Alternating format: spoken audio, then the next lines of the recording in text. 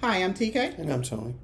So, we're going to talk to you today about the latest Miramax film, 2023's Strange Darling. The film's being described as a cat and mouse dramatization of the last known months of a serial killer. And that sounds pretty straightforward, right? It does to me. Yeah, well, not so much. This film is directed by J.T. Mollner, who directed Texas Chainsaw Massacre 2022. One of his directorial feature film was Outlaws and Angels, which is a 2016 film, and he's also currently directing the Stephen King adaptation of The Long Walk, which is long overdue. The interesting thing about Mollner is that in addition to being a director, he is an heir to a very popular haunted house franchise called the Freaking Brothers. He apparently takes 3 months off every year, I'm assuming around spooky season, to run his family's trilogy of seasonal haunted houses. Film stars Willa Fitzgerald, who starred in Mike Flanagan's adaptation 2023 Netflix Fall of the House of Usher. Ursher? And a Kyle Gallner, who is a notable actor. I've seen him in a whole bunch of stuff, but I just never knew his name. He also stars in this with Willa Fitzgerald. He's known from Veronica Mars, Jennifer's Body 2009, Smile 2022, Scream 2020.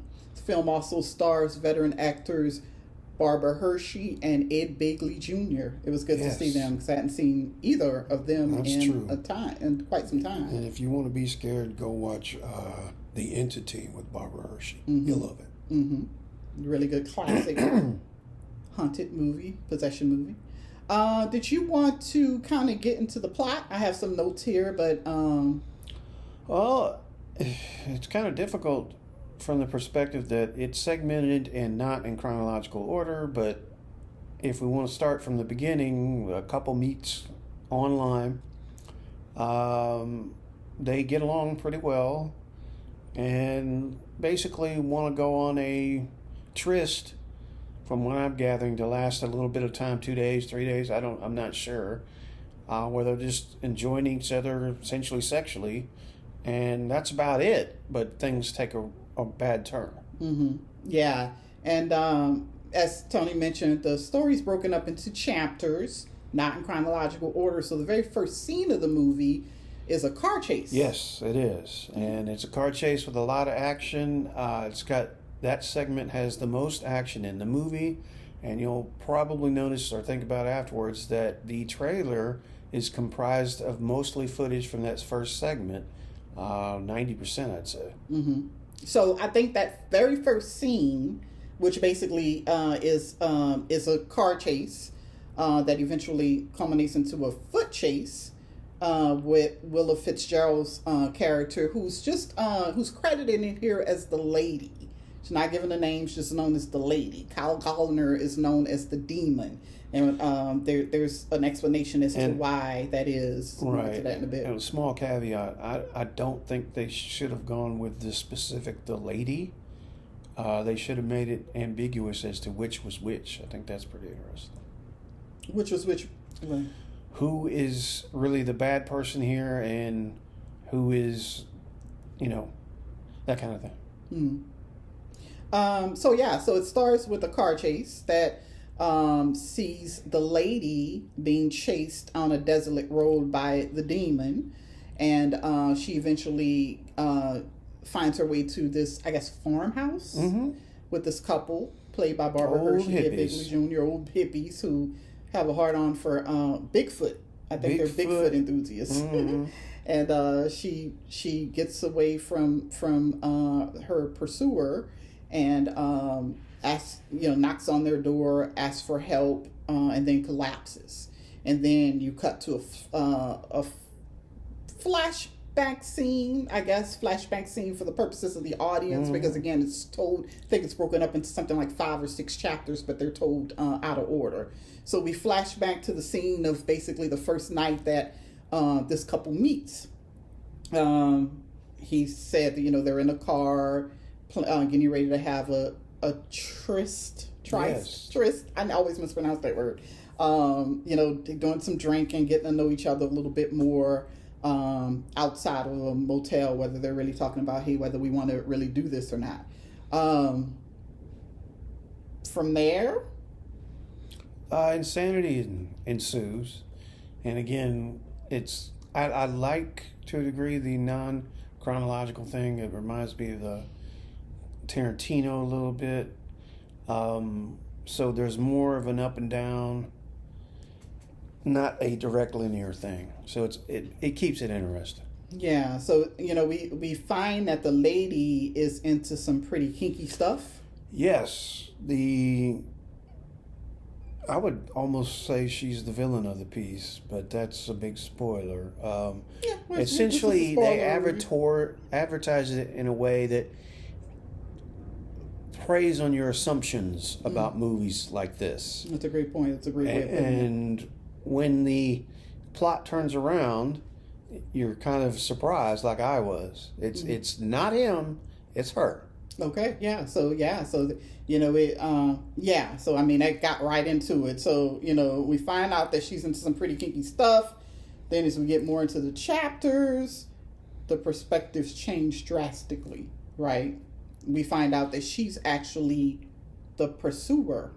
Right. Technically. She came into the scenario, I think, with an agenda that he didn't know about, and the whole thing just keeps escalating the entire movie, and what probably turned into a bizarrely playful sexual game situation escalated very quickly and went rogue. Mm-hmm.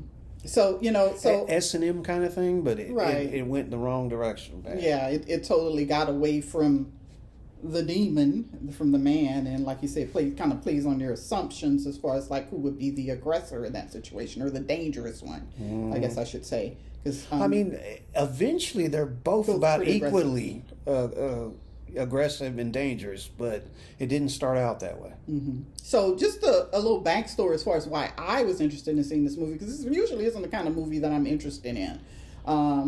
Serial killer movies just don't turn me on, and so if you watch the trailers, which I saw a trailer for, and I was like, oh, this looks interesting or whatever, but I assumed it was a serial killer movie, which essentially it is. But then what piqued my interest was I came across a review. I think it was in Vulture or something. First of all, Stephen King co-signed it, and usually anything that he co-signs is pretty interesting. It's like I watch it, right? Probably still wouldn't have gone to the movies to see it, but there was an advanced screening, and so I thought that it looks interesting. One of the article or the review cautioned against not knowing too much about the movie before you walked in. You didn't want to ruin that element of surprise, which usually I take as a challenge because I love spoilers. I don't mind spoilers. I hate spoilers, as most people do, but I use spoilers as a way to figure out whether I want to see the movie or not. But for that reason, this piqued my interest. Had an opportunity to go to an advanced screening with a Q&A with the director, with J.T. Mullner, with Willa Fitzgerald, with the photographer, Giovanni Ribisi. Now, if you recognize that name, you'll know him more as an actor than a cinematographer. I think this was the first movie he shot, so that was interesting to me. Right. Yeah. So surprisingly, he that's a fun fact. This was, I think they said in the Q&A, which Carla Gugino, who is gorgeous, she just seems to get more gorgeous the older she gets. She is a lovely woman. She caught my eye in that after what are they called? The Q&A after the fact, and of course Mike Flanagan, she's one of his stable of actors. If you know anything about Mike Flanagan, who also co-signed the movie, Willa and Carla both worked with Mike Flanagan, and she's part of his stable of actors. But anyway, so she moderated the Q&A, which included Willa Fitzgerald, who plays the lady, and Giovanni Ribisi, the director of photography, and JT Mulliner, the director. So I've said all that to say that, I wanted to see that Q&A. It just seemed like an interesting panel. So I think that's pretty much all I wanted to cover as far as the overall synopsis of the film. Likes. Did you want to start with what you liked about the film? The non-chronological order again kept me interested in what was going on. The switcheroo in terms of who was doing what to who. Some added elements, including the fact the guy's a cop, that eventually gets revealed. A married cop.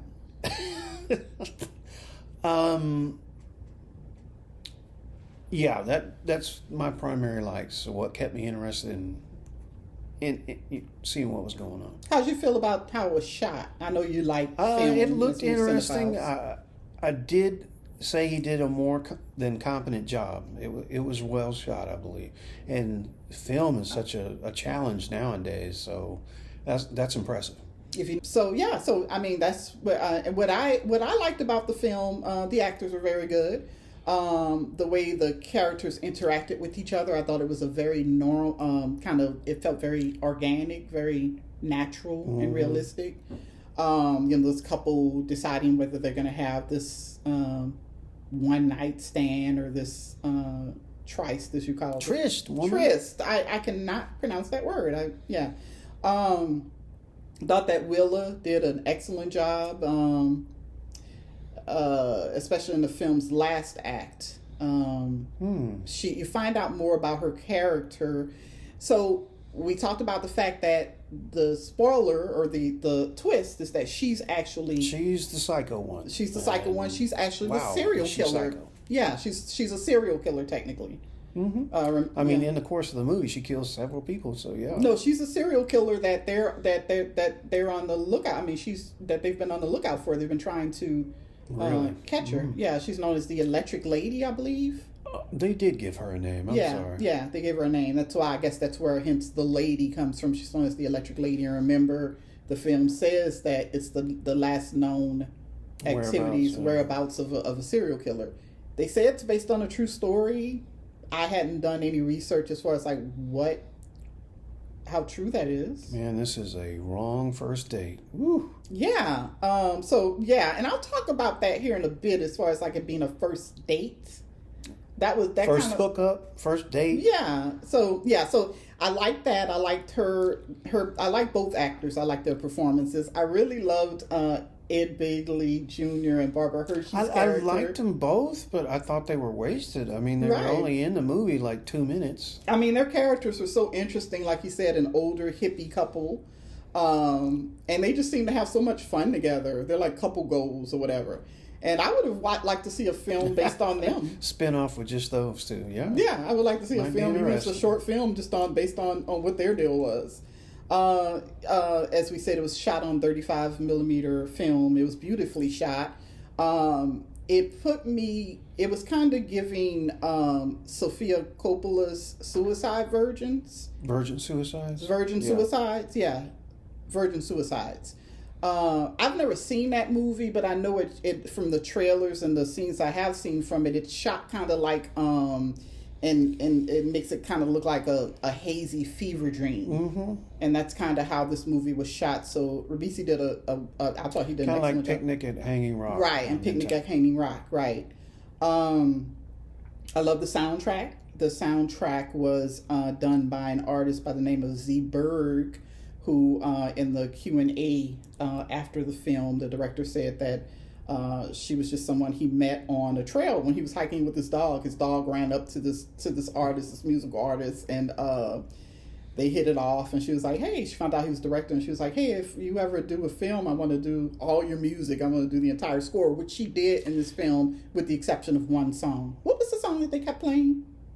I forget the title, but yeah, I was curious enough to go through the credits and see it was all her. It was all her with the exception of one song, which is a popular song. I'll flash it up here, that they play a lot. And I think the original artist was done in that. But yeah, this was like a single artist soundtrack. and they made a, for the most part, with the exception of that one or two songs. And he referenced in the Q&A movies like, I'm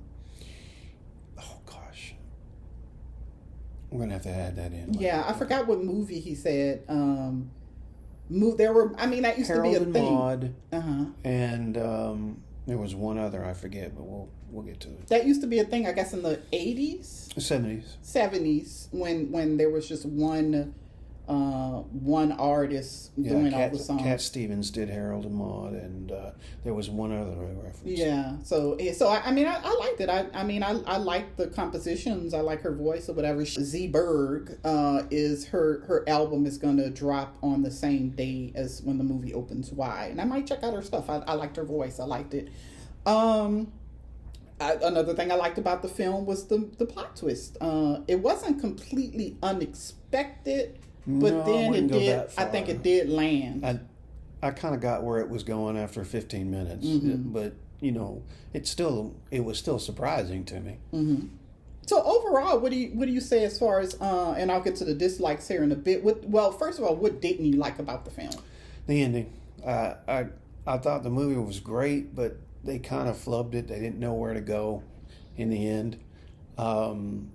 If I remember correctly, she gets away, right? No.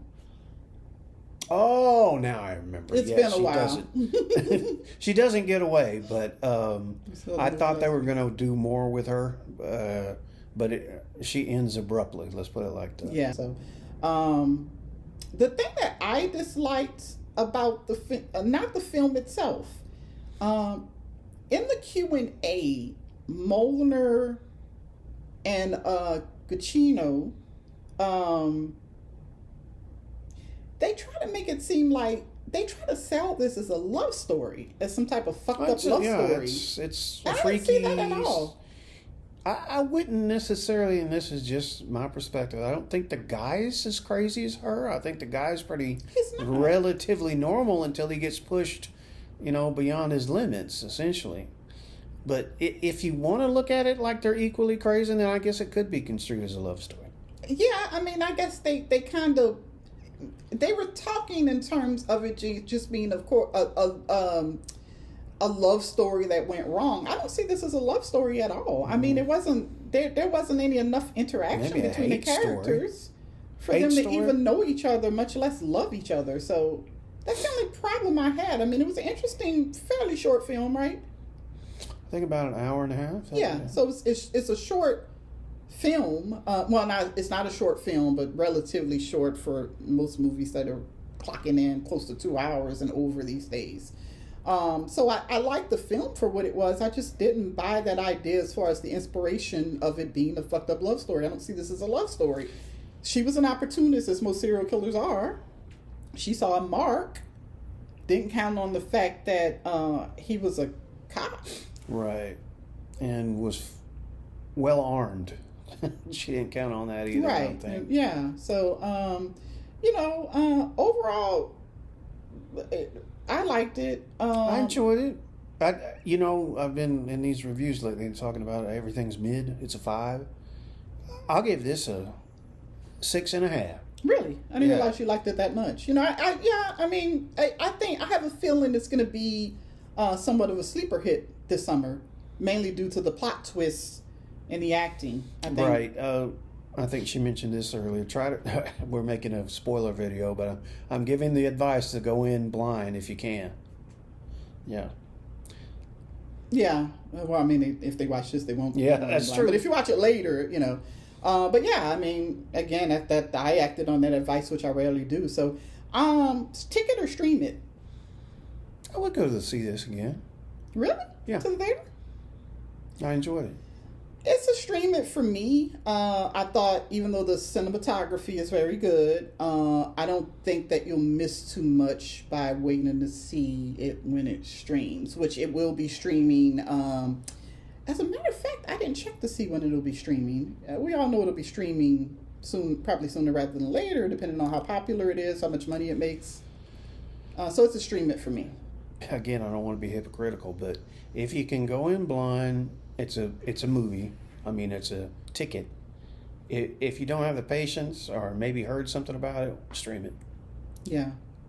Any other final thoughts? No, just I enjoyed this one more than several others we've seen lately. So We've been seeing a lot of movies lately. yeah, oh gosh, like 4 in the last. Yeah, couple we've of got a weeks? couple that we have to record and get to talk to you about. So that is Strange Darlings. If you have the opportunity, check it out.